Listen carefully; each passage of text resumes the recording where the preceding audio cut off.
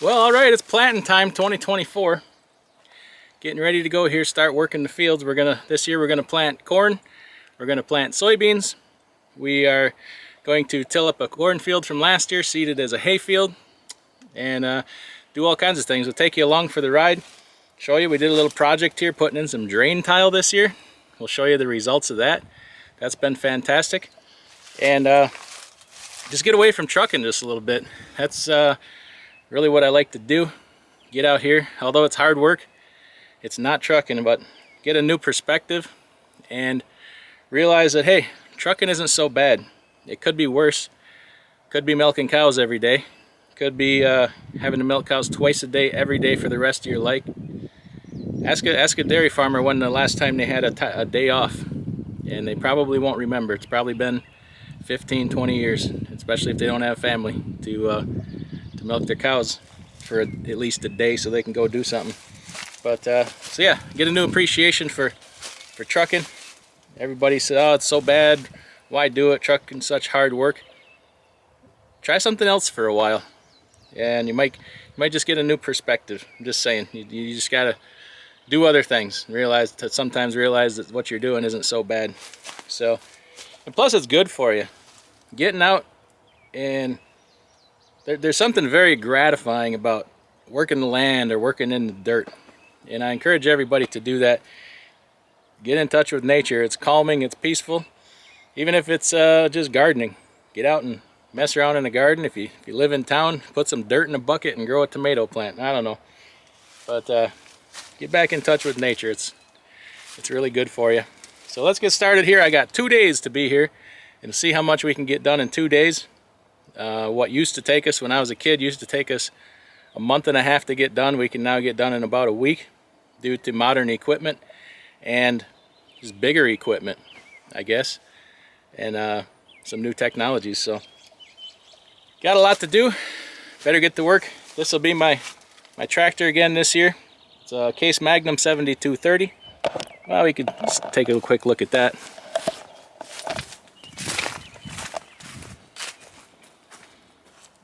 Duals on the rear, singles on the front, and then a 21-foot Sunflower disc. I tell you what, as far as discs and tillage equipment goes, Sunflower's got it going on.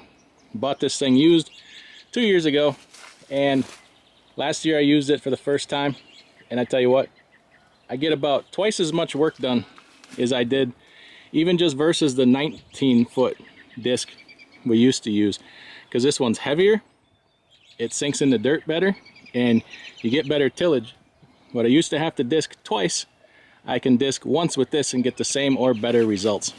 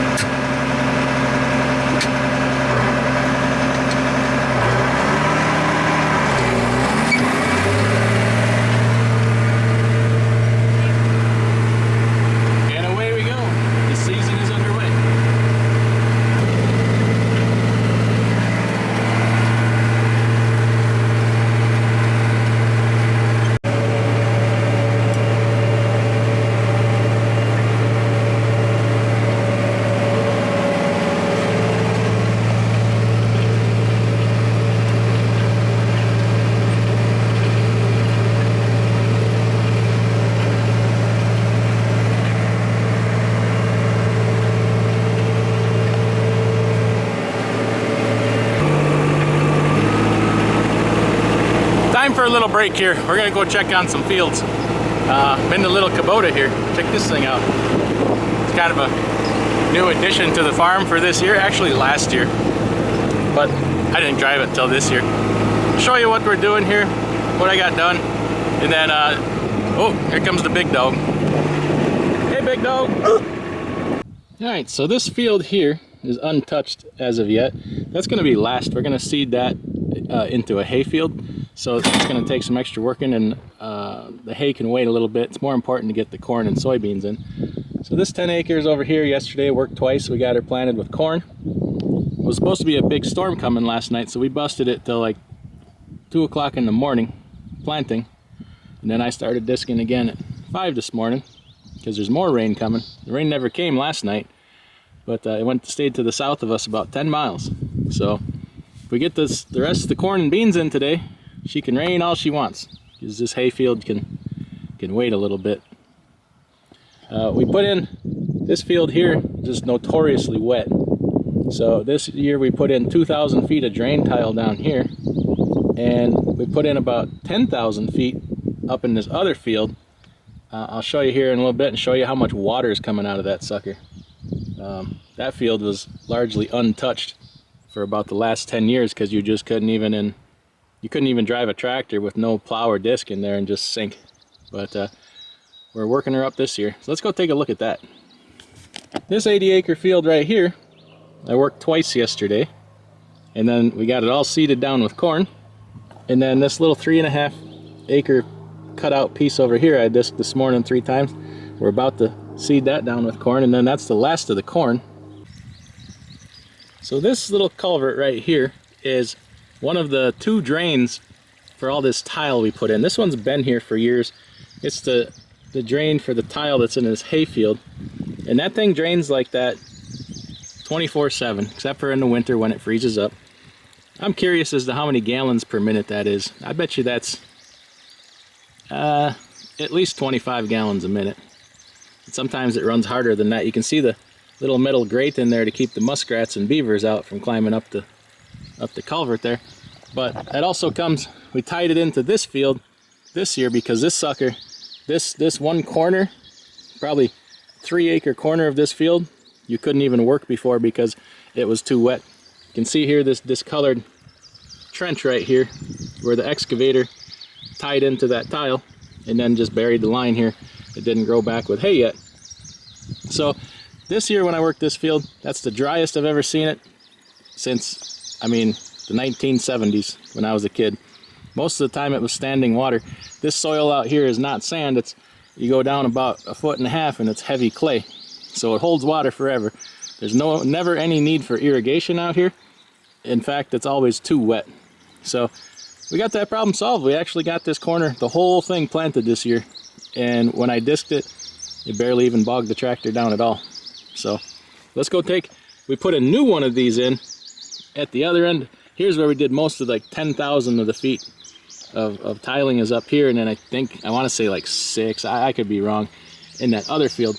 But this field up here was almost untouchable for many, many years. Let's go so this field might look a little bit familiar. This is where I buried the tractor last year. And for about the last 10 years, this field down at this end has been untouchable. You couldn't drive anything down here. You see the different shades of soil. That's where the excavator trenched in the tile, the drain tile. And there's still a section right there in the middle. See that big grassy section? You can't touch that. You can walk through there, it's squishy.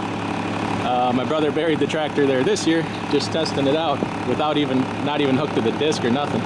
So maybe in another year that'll be dry enough to start doing something with. I left the Kubota running for a reason. I'm going to tell you that reason in a minute.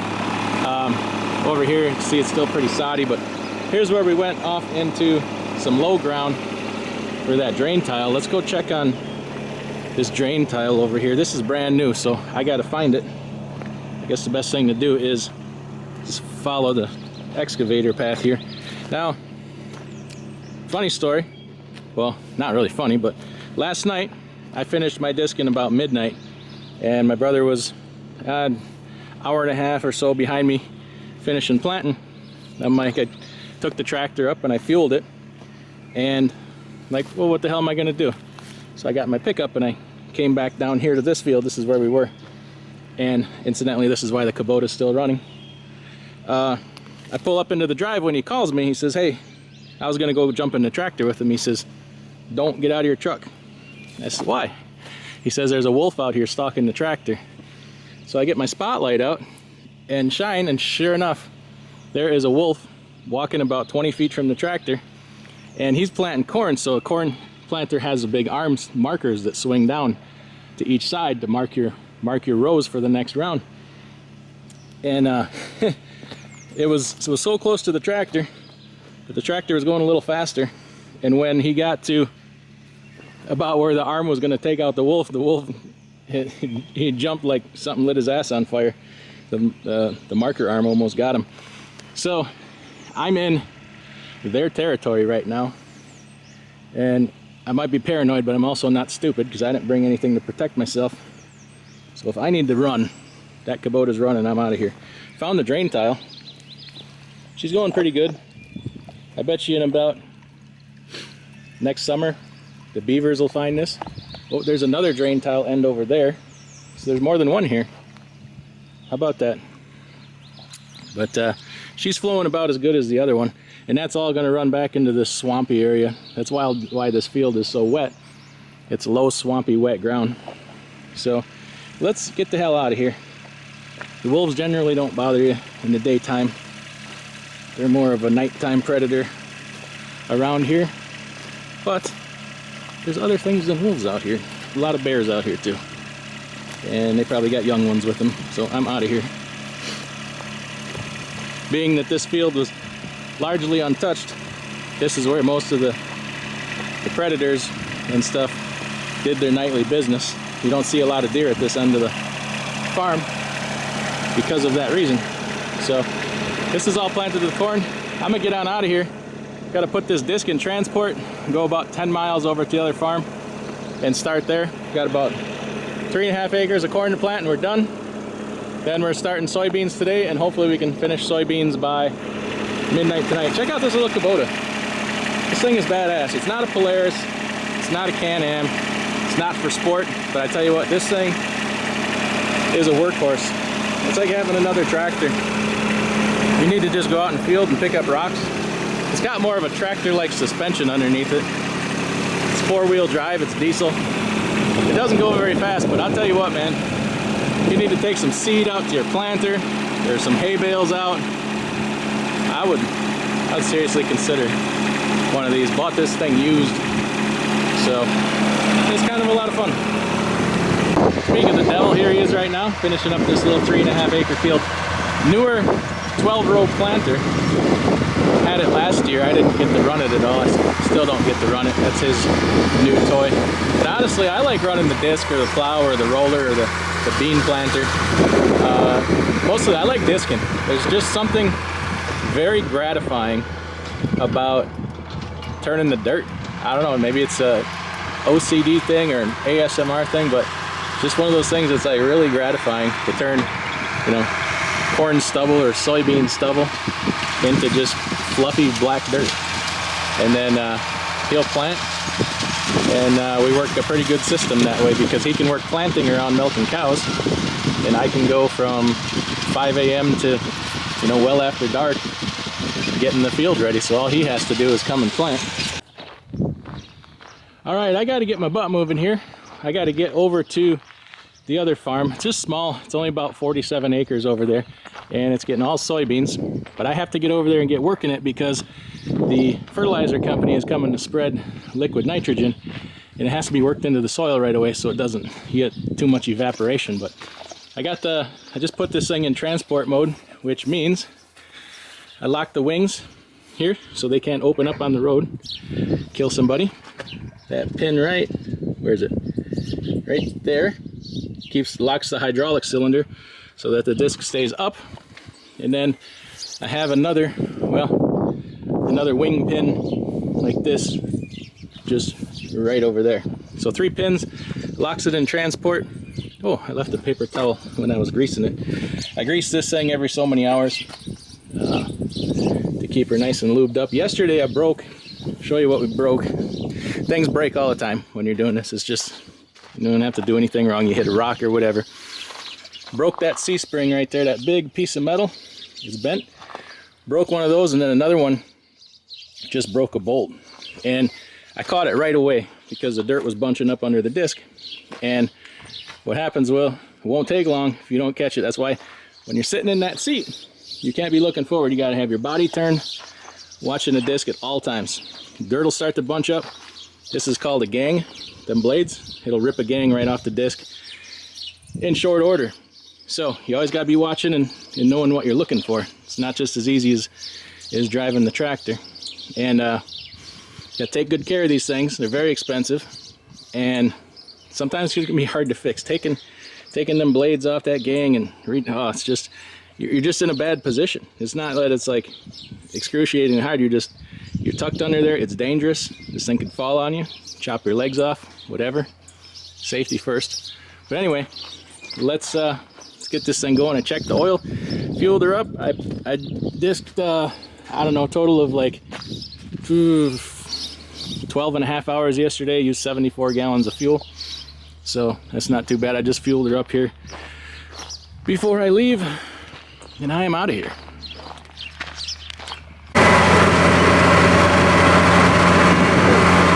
So I was saying, it gets pretty swampy around here. This is the road the farm is on. Look at the ditches. That's like that year-round. That's all swamp. Swamp. This side of the road is swamp, and there's the fields. So this road's also pretty narrow. If you got down there, got off to the edge, or if somebody came right now, I'd have to pull off. They'd have to back up. There's just nothing I can do about it. I'm not getting off because get a little bit of weight off on that shoulder and start to slide, and guess what? This whole rig is going for a swim. And I'm not trying to be looking to call a tow truck company today with a rotator to come and pick this tractor and disc out of a swampy ditch. Plus there's like snakes in there. Snakes are gross. I had a grass snake this morning, scared the ever-loving hell out of me. I was going there's a little refrigerator in the shop there. I was going in there to get an ice cream bar before I headed over here. And I went to open the door, and all of a sudden the grass moved, and there's a grass snake probably as big around as your finger, maybe 1.5 feet long, guarding the door, and he took off and I jumped. I probably screamed a little bit, but normally I'd run from something like that because, you know, snakes are gross, but there was ice cream on the other side of that door, and I'll be darned if I wasn't going to go get me some. So I won that battle, but I'm sure going forward he'll probably get the best of me. I guess my brother says he named him Mike, because Mike is always he's a guard snake. He's always guarding that door. Interesting. I did not know that snakes had names.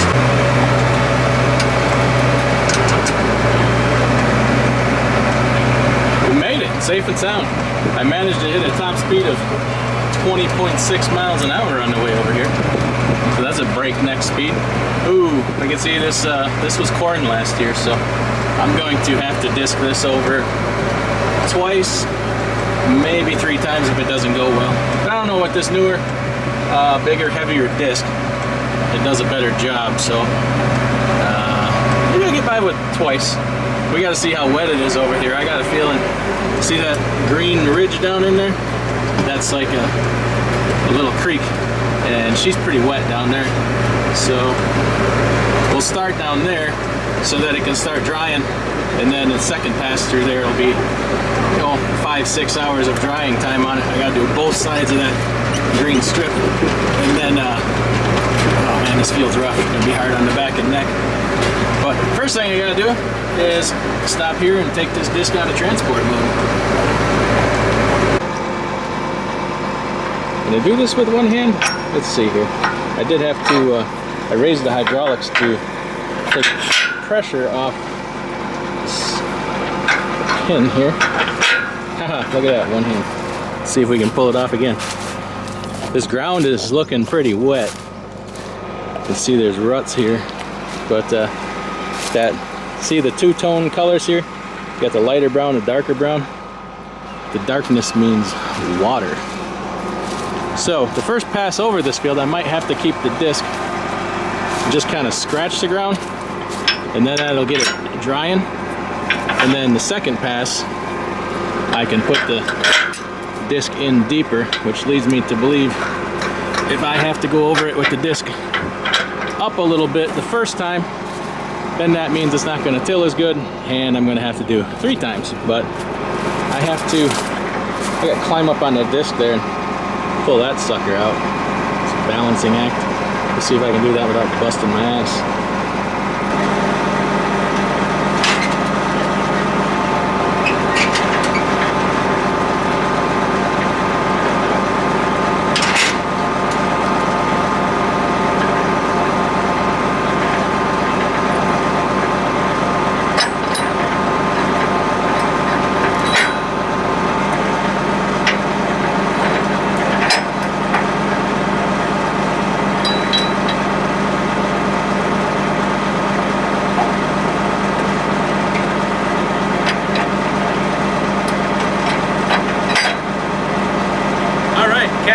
reflexes. I'm gonna see if I can get down to that busted gas.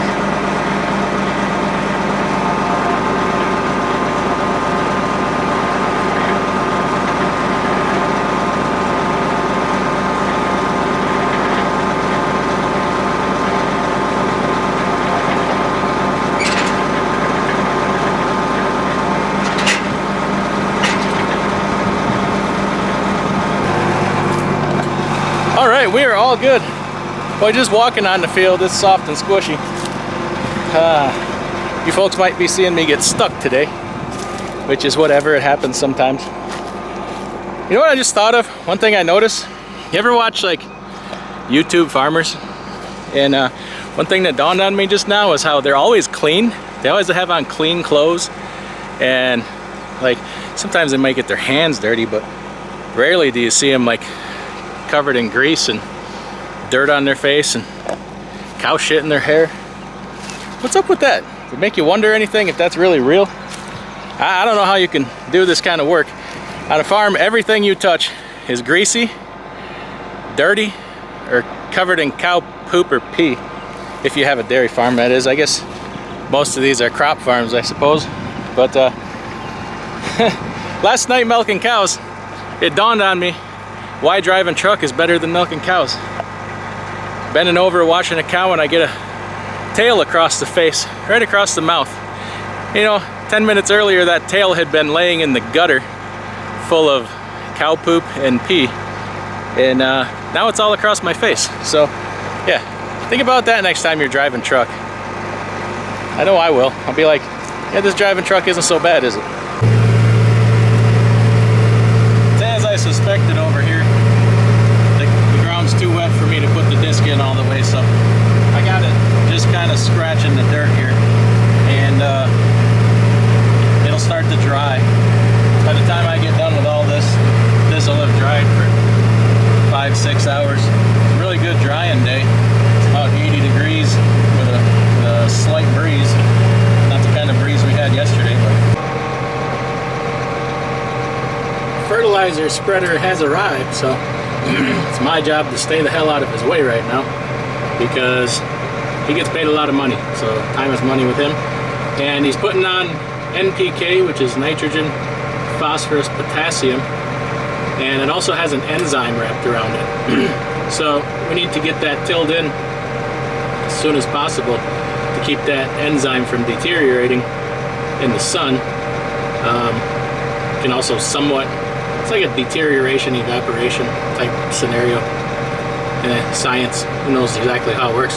This guy cruises right along, man. When he whipped in that field, he's doing some long, watch him do this long pass here. That boy scoots. So there's no way I could drove fast enough to stay the hell out of his way. So I'm just gonna sit back here in the corner and watch him go. He's gotta be going, I don't know, 15, 20 miles an hour by the time he gets wide open there. So he's gonna have that whole 15 acres done in about 5 to 7 minutes. And then I'll go over there and start tilling that in, and he can come over here and do this field. What do you think?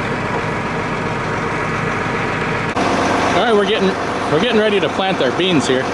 Yes, we plant ours with a corn planter. It's one way you can do it. We have a bean planter, but it does a really crappy job. That newer corn drill does a pretty darn good job. So when he's planting, I'm gonna let him get a little bit ahead, and then I disconnected the disc over here and hooked up to this roller here. And as he rolls, or as he seeds the soybeans, I gotta roll them out, roll them into the soil. Those wheels fold back there, and this hits the ground. Now you're probably thinking, why in the hell are you using such a big tractor to pull this roller? And the simple explanation is it's almost nighttime and it's getting dark. And this big tractor here is the only one with lights on it. There's another tractor with lights on it, but just like one little spotlight. And I need to see behind me to see what I'm doing with this roller. So that's the explanation for that. It's like squashing an ant with a 40-ton bulldozer, but if it's dark out, you don't have lights, you can't see that ant, can you? And just safety too with lights. So that's that. Let him get a little jump on me, and then start to, once we get these beans in, we're done with corn and beans.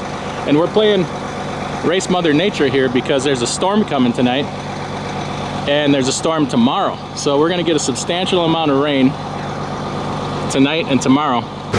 Here's how this thing folds down. You go down and the wheels come up, and that's it.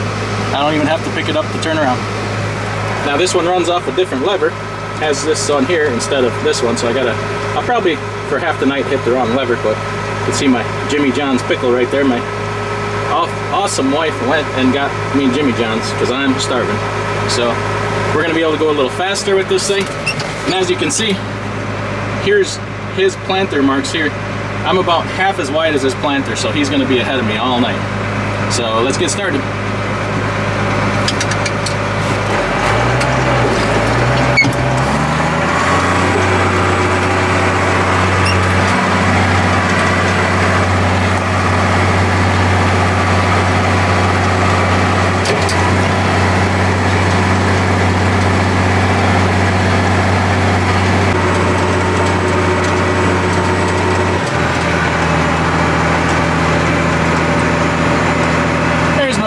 Buddy, that's my brother over there planting soybeans with a corn planter.